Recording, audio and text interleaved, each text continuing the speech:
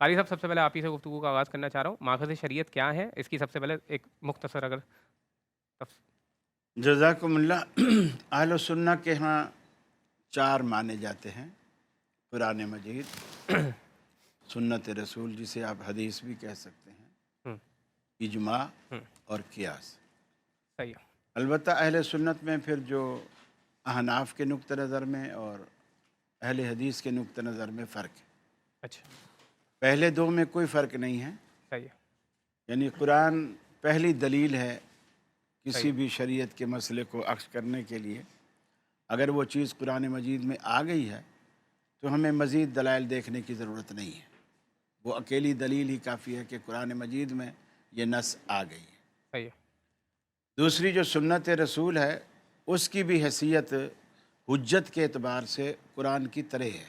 اچھا قاری صاحب، یہاں پر ایک سوال، کیونکہ قرآن کے اندر فار ایگزامپل تشریحات کی جاتی ہیں نا، یعنی قرآن کی ایک آیت ہے، ہم اس سے معنی اخذ کرتے ہیں، تو اس معنی کے اعتبار میں تو آپ کو انڈرسٹینڈنگ کے لیے دوسری سورسز کا استعمال کرنا پڑتا ہے۔ جی ہاں، وہ آپ تھوڑا سا ابھی تفسیر کی طرف جانا چاہ اچھا رہے ہیں، ٹھیک ہے، ابھی ہم تفسیر کی طرف صحیح ہے، نہیں جانا چاہ رہے۔ تو دوسرا جو سورس ہے وہ ہے حدیث یا سنت، کیونکہ قرآن مجید کو اس سے زیادہ کسی نے نہیں سمجھا جس پر قرآن اترا ہے۔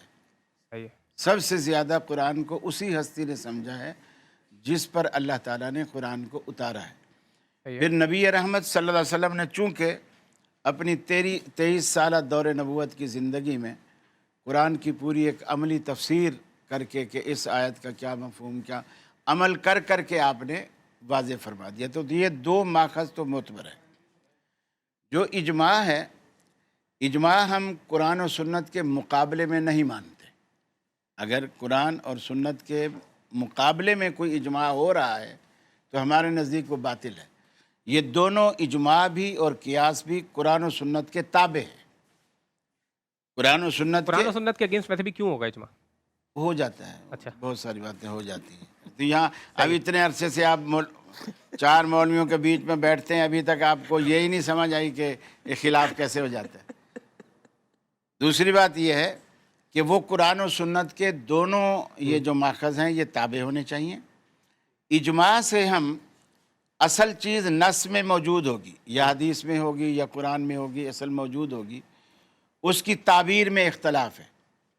میں نے اس کا مسئلہ کوئی اور مفہوم لیا، آپ نے کچھ اور لیا، اور تیسرے نے جو ہے ایک امت کا اجماع پیش کیا کہ جی اس پر پوری امت کا یا صحابہ کرام کا اجماع ہے کہ اس کا یہ مفہوم ہے۔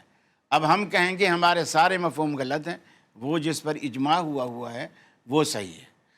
پہلے اصل چیز موجود ہے قرآن و سنت میں۔ صحیح ہے، قیاس میں یہ ہوتا ہے ہوں کہ پہلے سے قدیم یعنی پرانا کوئی مسئلہ موجود ہوتا ہے نصوص میں، صحیح ہے، البتہ جدید دور میں وہ مسئلہ نہیں ہوتا جو اب پیش آیا ہے، صحیح ہے، لیکن اب اس کا حل کیسے کریں گے؟ اس سے ہم ملتا جلتا، پرانے دور میں دیکھیں گے کہ اس طرح کی مثال کے طور پر آج اگر کوئی مسئلہ ہم سے یہ پوچھتا ہے کہ جی قاری صاحب ہم یہ سواری پر نماز پڑھ سکتے ہیں، مثلا وہ پوچھتا ہے جی ہوائی جہاز پر نماز پڑھ سکتے ہیں، اب ظاہر بات ہے نص میں ہمیں ہوائی جہاز نہیں ملے گا۔